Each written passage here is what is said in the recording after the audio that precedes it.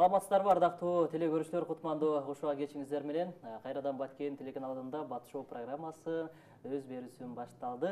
Жалпыңыздарга кутман кеч каалайбыз.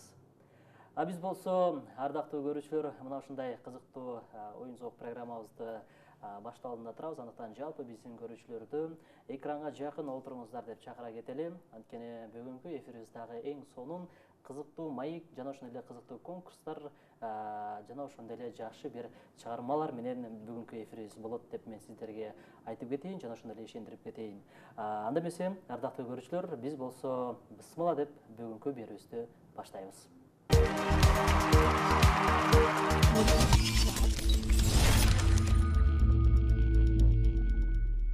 Бүгүн бизде конокто Кызылкай шаарынан келген таланттуу ырчы кызыбыз эк жаңылышпайбыз жана ошондой эле Азалия бичилер тобунун жетекчиси ырчы Динара Садыбакасова бүгүн бизде конокто. Саламатсыңбы? Саламатсызбы? Кандуу кеч, куш келипсиң биздин эфирибизге. Рахмат. Маанайлар кандай алгач? Сонун. Кандай келип алдың? Жакшы келип алдым, рахмат. Атайын Кызылкайдан келдиң, бизге? Ооба. Көрүүчүлөр менен саламдашып алсаң болот. Саламатсыздарбы, кутмандуу күнүңүздөр менен, сиздер менен ушундай Бат Шоу программасында жүз көрүшүп турганыбызга абдан кубанычтабыз. Ошол. Динара, биздин эфирибиздин шарты менен сага түшүндүрө кетейин. Алгач биздин эфирибиз эркин темада сүйлөшөбүз, өзүң тууралуу жана ошондой эле чыгармачылыгың тууралуу, эмне максаттарың бар, ушул тууралуу кеп кылабыз жана ошондой эле берүүбүздүн жүрүшүндө кызыктуу конкурстарыбыз болот жана ошондой эле сенден чыгарма болот биздин жалпы көрүүчүлөрүбүзгө. Мен ойлойм баарына жакшы активдүү катышып бересиң деген ойдомун. Кенен отурсаң болот, как үйдөгүдөй эле атмосфера, кеңири отура бересиң. Андан биздин эфирибиздин шарты боюнча өзүң тууралуу биздин жалпы көрүүчүбүзгө айтып беришиң керек. Кайсыл жактын кызысың, канчанчы жылкысың, ушул тууралуу айтып берсең. Мен Нокат шаарына караштуу, Нокат шаарынан болобуз. Негизи Динара Садыбакасова фамилиям, аты жөнүм. 1993 жылы төрөлгөнмүн. Ошо Нокат шаарынын Кулатов айланында төрөлгөнбүз. Кулатовдун кызы болом өз негизи. Кызылкай шаарында көп жылдан бери жашап калганбыз. Канча бир туугансың? То есть 3 бир тууганбыз. Эжем жана иним бар. Сен ортончусу. Мен ортончусу, ооба. Жакшы, өзүң Нокаттан болсоң, кандайча Кызылкай шаарына келип калдыңар? Үй бүлөлүк шартка байланыштуу, апамдар, атамдар ошо жумушуна байланыштуу Кызылкай шаарына келип жашап калганбыз. Жана Кызылкай шаарында окуп бүттүм. Ошол жактан чоңойдуң сен? Ооба. Жаштыгың ошол жактан? Ооба. Жакшы, анан ушул сенин чыгармачылыкка кандайча аралашып калдың? Ким түрткү болду? Чыгармачылыкка албетте менин түрткү болгон инсандар бул ата-энем. Атам музыка чөйрөсүндө ушундай аранжировкаларды жасап жүргөн. Музыка жөнүндө биздин үйдө кичинекей кезибизде эле ушундай музыка болуп, ушундай музыкалар жазып, аранжировкалар болуп жүрчү да. Ошо музыка аркылуу эле чоңоюп, ошо атам, апам түрткү болду десем. Демек үйдө музыка жаатында сүйлөшүп калгансыңар, мындай айтканда. Ооба. Жакшы. Анан ушул буга чейин маданият тармагында иштеп жүрдүң, Ооба. Азыр ушул жакшы бир топтун жетекчиси болуп турасың. Кандайча бул топ идея сага кандайча келип калды? Кыздар топтош ушинтип эл алдына алып чыгыш дегенде.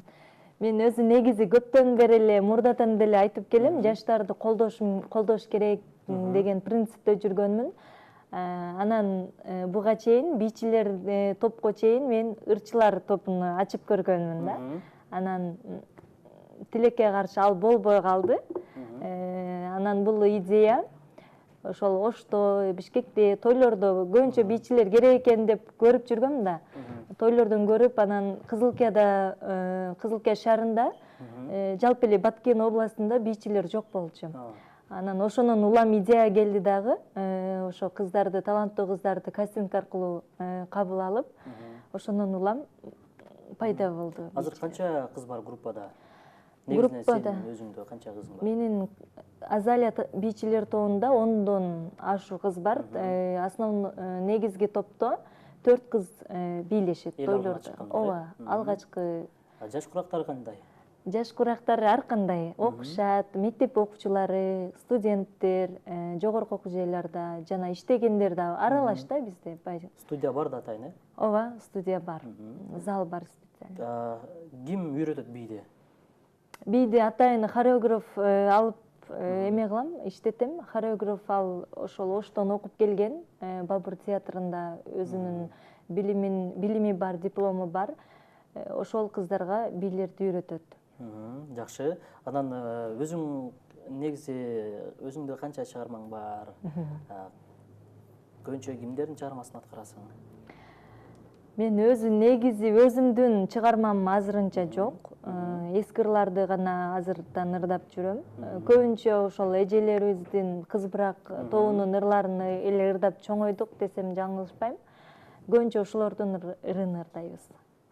Жакшы. Анан мына тойлорго деле чыгып каласыңар, кыздар менен. Тойдо ставкаңар канча болот? Эгер мына сен билебиз, жар айтасың тойлордо, ошол тойлорго чакырганда кандай баягы топ болуп барасыңар, уже жеке өзүң чакырса деле барасыңбы? Ар кандай учурлар болот. Мисалы, жарды айтып калат, жана общий комплект заказ кылып калышат да бизде чакыруулар.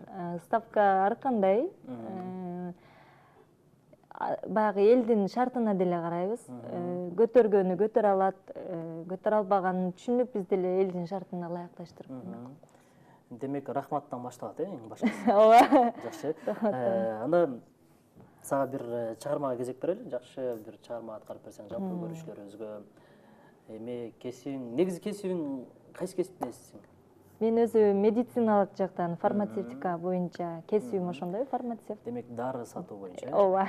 Дары саттыңбы же сата элексиңби? Сата элекмин, ошо 1 айдай жумушта иштегенмин, ошо аптекадачы, андан жүрөгүм башка жакка тартып кетпеди. Ошо.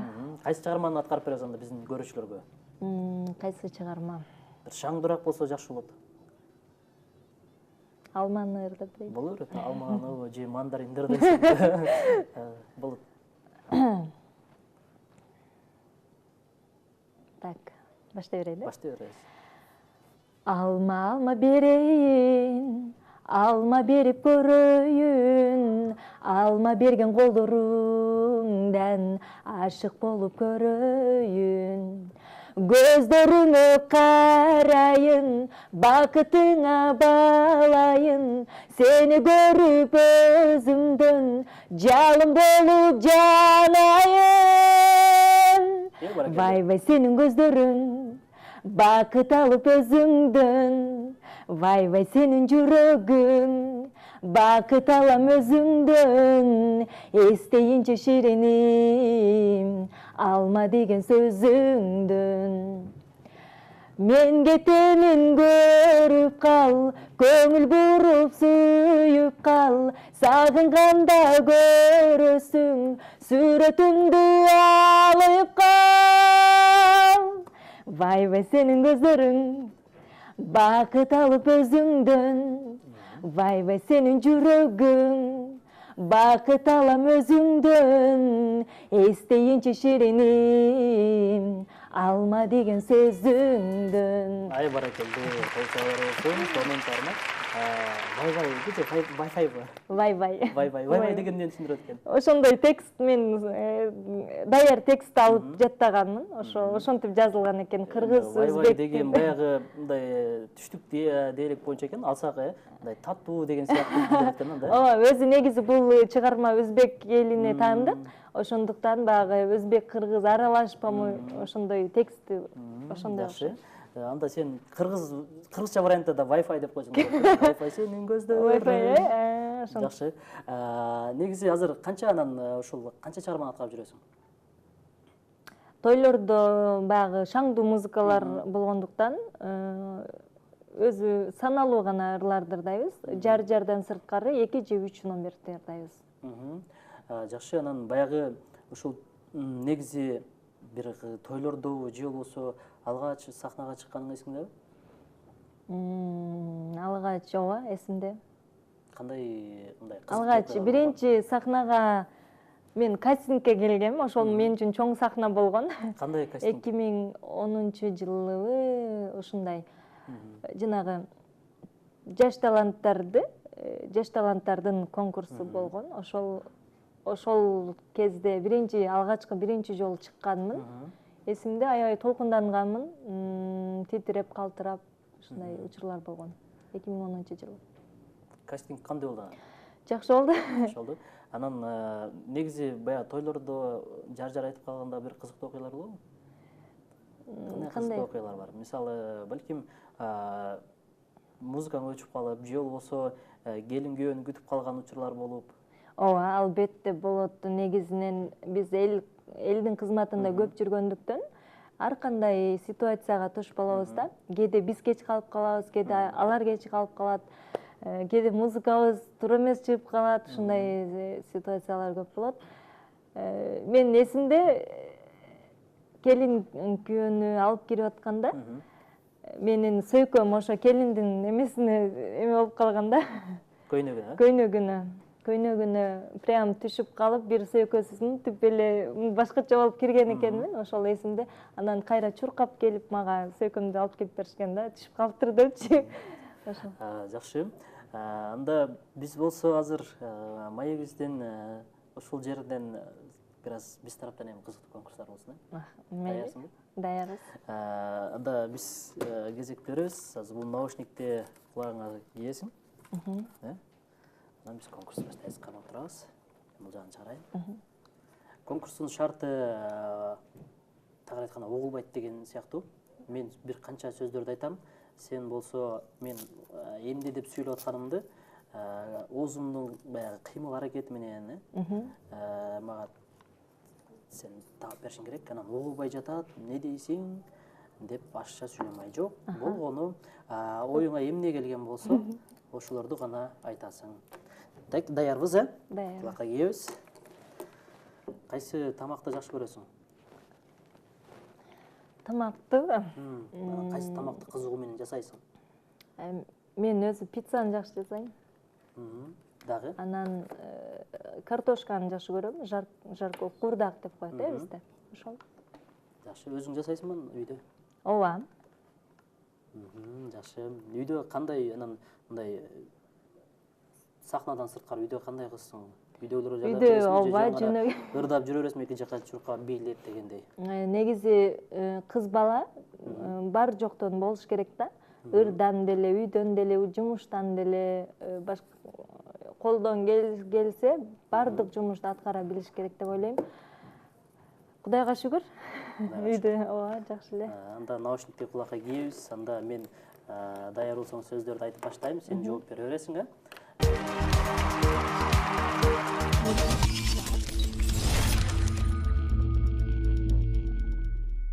Даярбыз, анда эмесе биз оюнубузду баштайбыз, ардактуу көрүүчүлөр.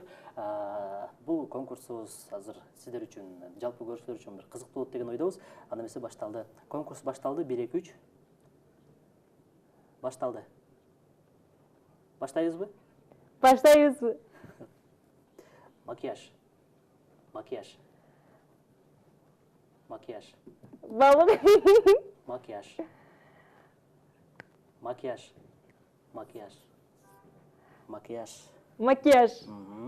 Баракелди. Бокал. Жок, баракелди. Баракелди. Баракелди. Баракелди. Баракелди. Баракелди. Баракелди. Баракелди. Жакшы. Бичи. Бичи. Бичи. Бичи. Мышык. Мышык эмес, бичи. Бичи. Жакшы. Крем. Китеп. Жок, крем. Илим. Крем. Килем. Крем. Крем. Илим. Крем, крем. Крем. Крем. Илеп. Крем илип дейт. Крем. Жакшы. Саркич. Саркич. Фигура? Саркеч. Саркеч. Сонун кыз болуп Саркеч. Саркеч. Модел. Жок, Саркеч. Саркеч. Саркеч. Жакшы. Кийинкиси чачтарач. Чачтарач. Чачтарач. Что? Чачтарач. Чачтарач. Чачтарач. Жакшы. Кийинкиси болсо казан. Казан. Казан. Казан. Казан. Казан. Азат. Азат менен көп сүйлөшүп калдык да ошон үчүн, Казан. Азан. Казан. Казан. Тамак кылабыз, казан, казан. Казан. Жакшы. Балыкчы. Балыкчы. Ман? Не ман? Балыкчы. Мал? Балыкчы. Манты. Жок. Балыкчы. Балык. Балыкчы. Балыкчы. Балыкчы. Бүтүп калды. Бүтүп калдыбы? Улантыр өзү бүтүп калса деле. Угулат абы? Балыкчы. Балыкчы. Балыкчы. Жакшы. Майрам. Майрам. Майрам? Соңкусу кайчы. Кайчы? Жакшы азаматсың. Болду. Ой бүттү. А? Оюн бүттү. Бүттү. Бүттү. Жакшы, рахмат. Жакшы болду, сонун болду. Мен деле ойдойм, же кандай кылабыз? Ооба, давайте. Анда кезек мага келди. 1, 2, 3. Так. Баткен ТВ. Баткен ТВ. Баткен. ТВ. Баткен.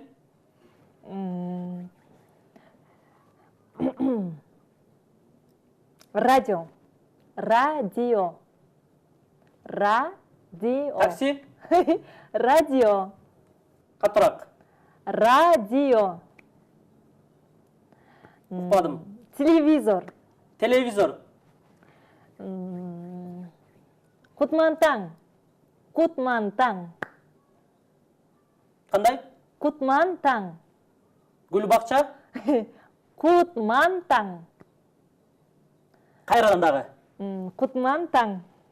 Студия. Кутмантаң. Жок, кийинкиси. Так. Так. Мандарин. Мандарин. Мандарин. Батшо. Мандарин. Мандарин.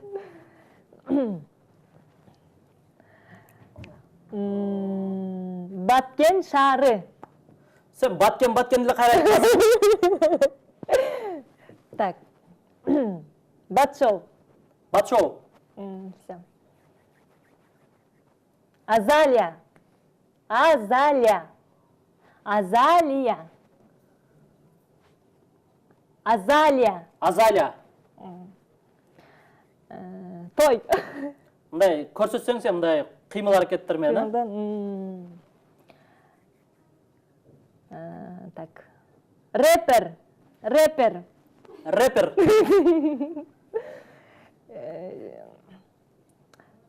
Салон красоты. Салон красоты. Салон. Красоты. Все.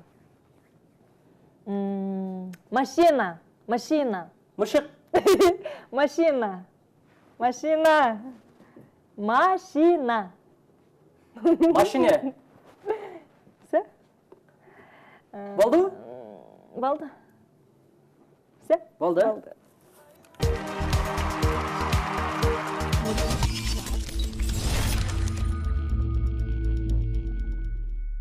Бүгүн бизде конокто Атайын Кызылкай шаарынан келип отурган Азалия бийчилер тобунун жетекчиси жана ошондой ырчы кызыбыз Динара Садыбакасова бүгүн бизде конокто. Динара, дагы үй бүлөдө сенен сырткары ким ушундай чыгармачылык менен алектенип ушундай ырдап жүрөт? үй бүлөдө жалгыз мен эле азырынча.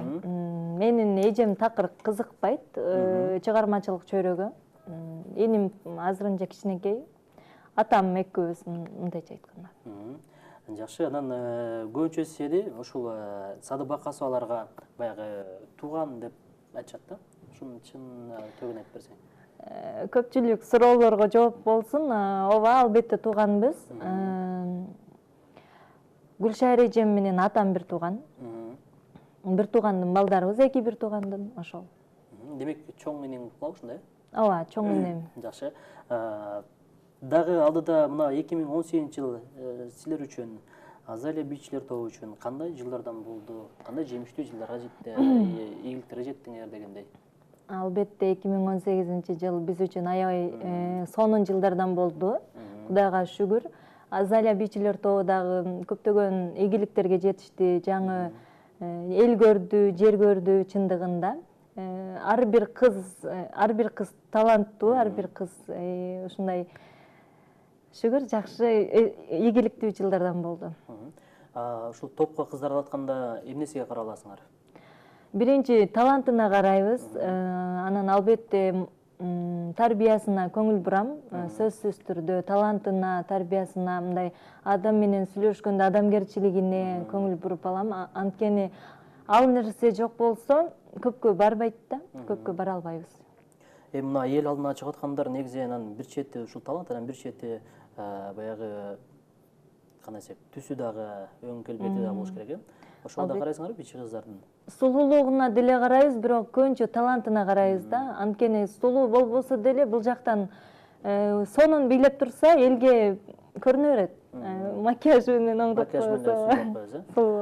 Жакшы, анан кыздар менен иштеш өтө кыйын болсо керек, Албетте кыйын. Балдарга караганда кыздар менен иштеш кыйын. Анткени бир жагынан ата-энеси баягы кыз баланы анча жөнөтө бербейт да. Анан характерлери дагы башкачараак, ошол ар бириге бирдей мамиле кылышка аракет кылам. Кыйын бирок. Өзүң айтып калдың, ата-энелерден мисалы алыс жака чакырууларга барып калсаңар, кантип сурайсың ата-энелерден кыздарды? Бизде келишим бар. Алгач кыздар келгенде ата-энесинен түшүнүк кат жаздырып алам. 1 жылга договор түзүлөт, мындайча айтканда келишим түзүлөт. Анан мен чалып турам, биринчи ата-энесине чалам. Ушундай заказ. Анткени кээ бирки кыздар может бийге деп башка жака кетип калышы мүмкүн. Ошон үчүн мен постоянно ата-энеси менен связда болуп турам да. Ата-энеси албетте бир гана ишенет магачы, ишенип анан кызыга ишенбесе да биринчи мага чалып сурайт. Точнобу? Точно дейсиң, анан кетесиң да. Кызым бийге кетти же Wi-Fi-га кетти? Ооба. Анан мына кыздар деп калдык, кыздар менен иштеш кыйын деп калдык. Анан тил табыш деле ар кыздын ар мүнөзү ар башка болуш керек, Ооба. Ооба, ар кандай. Кээ биркилери эркерээк болот, кээ биркилери баягы бизде айтып коет го, кичине ийгиликке жетсең жылдыз ору деп. Мен ошого баягы тыюу салып койгом. Орубагыла, азырта мындай болбогула деп көп эскертем. Ошондуктан азыр кыздарым Кудайга шүгүр башка бийчилерге караганда адамгерчиликтүү, маданияттуу, ушул жака дагы көп салым үйрөтүп атабыз. Анан ушул баягы атаандаш болбосо ийгилик болбойт деп коет, Анан барбы ушундай Кызылкаядагы же областта силерге атаандаш болгон? Кайсы топту карап биз ушулардан өтүшүбүз керек деп мындай аракет жасайсыңар? Негизи Кызылкаяда жок болчу. Быйыл угушум боюнча дагы 1-2 танцевальный группалар ачылыптыр. Албетте ар бир инсандын ишине ийгилик каалайбыз, колдойбуз колдон келишинче. Бирок биз көбүнчө ошол Ош тараптан, Бишкек тараптан көрөбүз дагы, мындай салыштырып көрөбүз да, биз дагы ушундай деңгээлге жетишибиз керек деген сыяктуу. Жакшы. Анан сурайын дегеним ушул бийчи кыздарыңар ушул бийди бүткөн соң сертификат алышабы же кандай?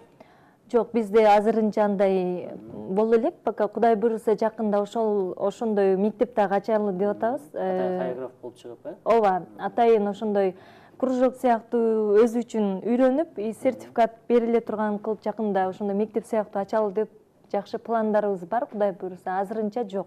Азыр жөн гана аз эле. Өздөрү үчүн гана. Өздөрү үчүн эле. Жакшы, анан ушул жерден дагы бир чыгармада суранып кетели сенден. Көрүүчүлөргө кайсыл бир чыгарманы аткарып бересиң? Чыгарманы азыр. Эми баягы соц тармактардан көрүп калабыз, көп эле чыгармаларды аткарып жүрөсүң. Ар бир барган жерде ушинтип азыр 21-кылым техниканын заманы, ушул барган жерде гана сүрөткө түшүп ушундай киргизип коймой барбы? Ооба, ошондой. Так, кайсырдыр десем. Жар-жардан башка, Жар-жардан башка. Бирок жар-жарды көбү суранышат, мындайча айтканда. ушундай жерлерге барып калгандабы, эфирге барып калганда же? Эфирге же болбосо мындай майрамда кечелерге барганда мындай өзүңдөн угайлычы, без музыка эле деп калышат да. Анан кыз менен балаң болуп койбурдайсыңбы же Жок, жөн эле. Так, Сайкалдын мына жакшы сөз айтчы мага, текстин карап бирдей берейин. Боло берет. Баса. Кара көз асыл затым, кашымда жүрчү жакын, караның издеп келем, кайталап уламатың. Жаркылдап качты кага, жакшы сөз айтчы мага, 100 жылга жашоочудай, жүрөккө тапчы даба. Жарокер жарпым жазчы, жан дүйнөм тарткан сана, жарыгың чаччы гана, жакшы сөз айтчы мага. Жарыгым жакшынамей, талайым татынамей, карегиң тик кароого, кантип мен батынамей. Жаркылдап качты кага, жакшы сөз айтчы мага, 100 жылга жашоочудай, жүрөккө тапчы даба. Жарокер жарпым жазчы, жан дүйнөм тарткан сана, жарыгың чаччы гана, жакшы сөз айтчы мага. Топ балдар бара жатса, көрүнбөйт сенден башка, бакытым өзүң болуп, багындым махабатка. Жаркылдап качты кага, жакшы сөз айтчы мага, 100 жылга жашоочудай, жүрөккө тапчы даба.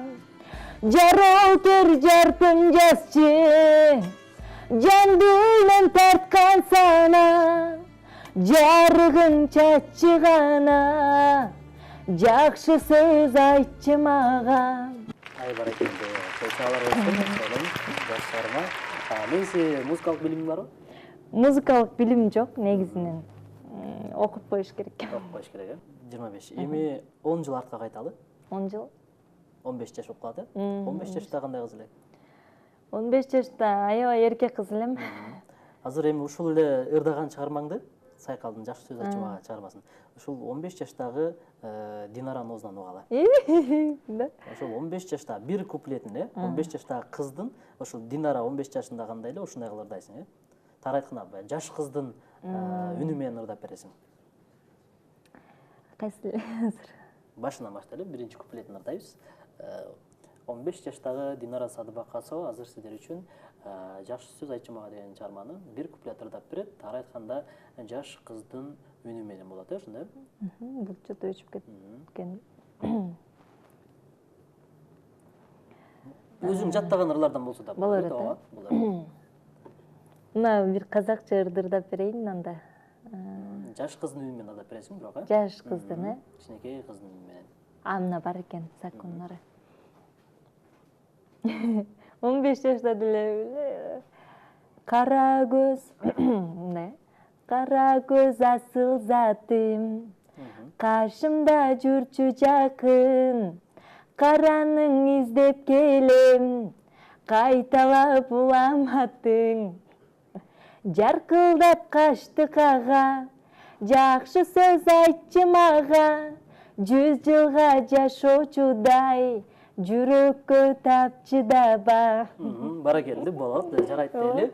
Эми дагы бир биздин өтүнүчүбүз, ошол эле эми Динара 70 жаштагы үнү менен ырдап бересиңби?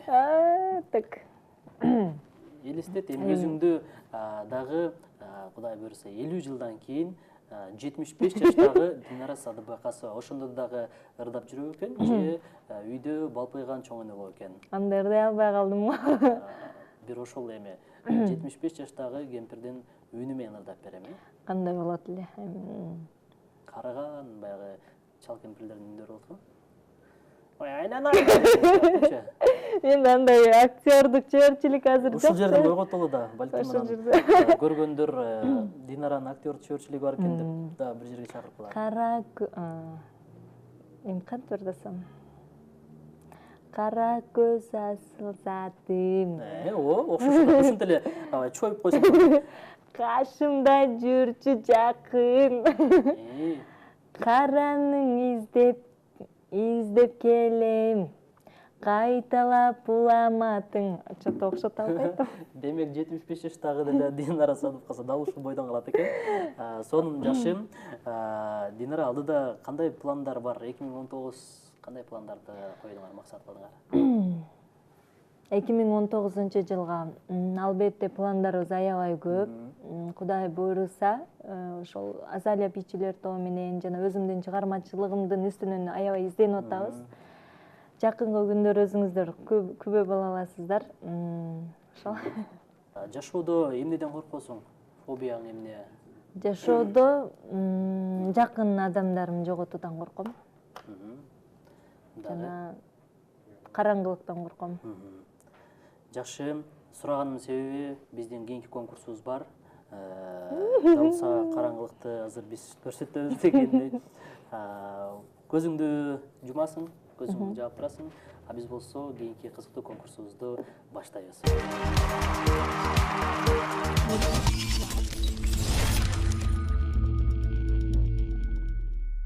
Азыр биз яшиктин ичине бир кандайдыр бир жаныбар же жансыз нерсени алып келгенбиз. Сен ошол колуңду салып, бул эмне, кандай жаныбар экенин сен жалпы биздин көрүүчүлөрүбүзгө айтып беришиң керек. Салайынбы? Колуңду сала бересиң. Мүмкүн болсо мындай көрүүчүлөргө караталы. Этият кыласың. Этият кыл, мен айтып коеюн. Карабай жок. Карабай жок. Этият кыл, качып кетти. Колуңду сала берсең болот. Бияк карап сала бер. Жөнтө коркунучтуу. Коён окшойт эле. Не болушу мүмкүн? Этият кыл иштеп атат. Коён? Коён? Кантип билдиң? Коён эмес бул? Коён окшойт кулактарынан. Ой, коён. Коён, Да. Туура. Бул коён болчу, ардактуу көрүүчүлөр. Коён. Биз экинчи шартыбызга өтөбүз. Камераны карап, эми бул жактан колуңду сала бер. Сала бер. Жыланбы? Айта албайбыз.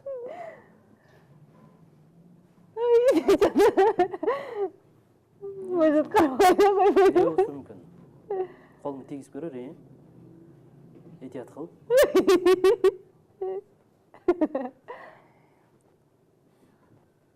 Не болушу мүмкүн экен? Токпон карабай элекмин. Жылан. Жылан. Кантип билдиң? Колумду чоколду го. Чоколду. Жылан. Кармап көр. Жок, карабай албайм. Бул жакта.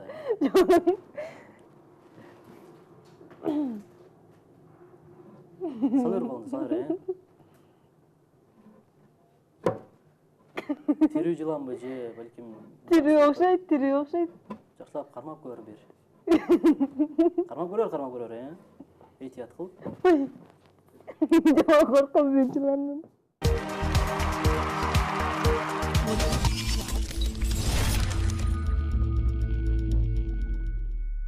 Динара Садыбакасова менен маек жүздүү улантуудабыз. Динара, эми убактыбыздын соңунда дагы бир өзүңө жаккан бир чыгарманы көрүүчүлөргө аткарып бересиң дагы, ошо менен биз бүгүнкү эфирибизди жыйынтайлы. Өзүмө жаккан. Негизи кандай кимдин көбүнчө ырларын ырдайсың, кандай тематикада ырларга басым жасайсың? Мен өзү тойго, баягы шаңдуу ырларга басым жасайм, анан маанисине дагы карайм. Жакында мына ырды казакча боло берет, э? Болот, болот. Бул тойлордо аябай хит. Кыз бала күнгө сай болуп, толуксуп турар ай болуп. Кыз бала күнгө сай болуп, толуксуп турар ай болуп. Карагат көздү кашыңа, карайсың көңүлүң жай болуп. Карагат көздү кашыңа, карайсың көңүлүң жай болуп. Кыз бала гүл, кыз бала жүр, кыз бала эртеңиз гана бол. Мендей сендей кыз гана бел. Кыз бала гүл, кыз бала жүр, кыз бала эртеңиз гана бол. Мендей сендей кыз гана бел. Баракелде, сонун болду. Андан Динара, эфир соңунда сага эркин микрофон берейин. Албетте, биринчиден сиздерге чоң рахмат, ушундай мүмкүнчүлүктү түзүп бергениңиздерге. Жалпы эле Баткен телеканалына, жалпы жамаатыңыздарга чоң рахмат, ыраазычылык, ийгиликтер болсун. Мындан ары көптөгөн ушундай программаларды ишке ашырып жүрө бериңиздер. Ар дайым урматтуу кыргыз эли, ар дайым ушундай сонун чыгармаларды же болбосо программаларды көрүп жүрө бериңиздер. Сиздерге ден соолук, узун өмүр, иштериңиздерге ийгилик каалайбыз. Сага да чоң рахмат, ушинтип атайын убактыңды бөлүп биздин эфирибизге келип берген үчүн. Албетте ийгилик каалайбыз, чыгармачылыктар болсун, жана ошондой эле ушул Азалия бичилер тобуна дагы узун өмүр каалайлы, жакшылыктарда кызмат кылып жүрөлү деле. Рахмат. Ар дайым биздин эшигибиз силер үчүн ачык. Рахмат. Ардактуу теле көрүүчүлөр, айымдар жана мырзалар, кадырман биздин көрөрмандар, ушу менен Баткен телеканалында Бат шоу программасы жыйынтык калды. Бүгүн бизде конокто Кызылкай шаарынан атайын кадам басып келген ырчы жана ошондой эле Азалия бичилер тобунун жетекчиси Динара Садыбакасова болду. Жана ошондой эле эфирди алып барган аты жөнүм Расул Акматов болду. Кайрадан көрүшкөнчө деп мен сиздер менен коштошуп калам. Саламатта калыңыздар.